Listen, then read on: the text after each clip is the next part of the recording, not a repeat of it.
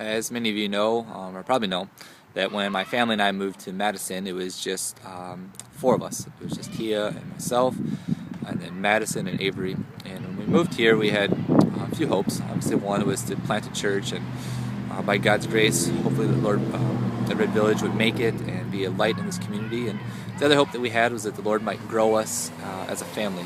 That if it pleased Him, that we would have more children. And that happened.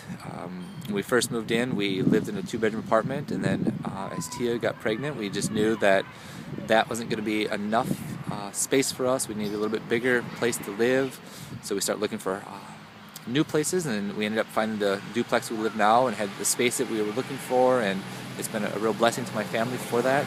And then as Elijah was coming, we were trying to make more and more preparations, more and more planning on how we would get things ready for him in his room, and get the crib ready, get clothes, and all these other things. And I say that to you is I think as a church we should really be doing that as well. By God's grace, we continue to see our family grow. Even this past week, it was just awesome to welcome 3 more members into our church family. And as we continue to grow, we need to continue to make plans, preparations for those that come in.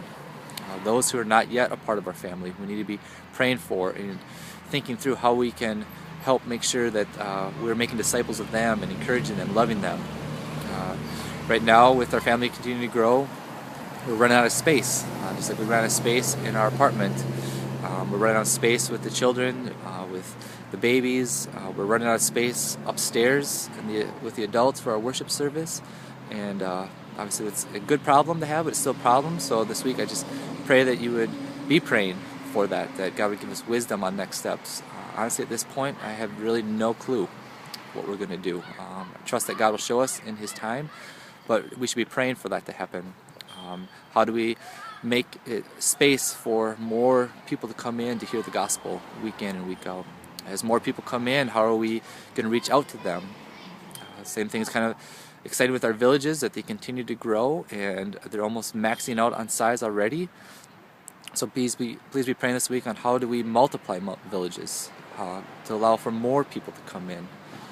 I think at times as churches, this can be difficult as we continue to grow in some levels, because that means we don't have the personal contacts that we had. There's going to be people in the church that we just don't know, that we knew everyone at this point, and that's hard, but that's something that it needs to happen for the Great Commission to be fulfilled.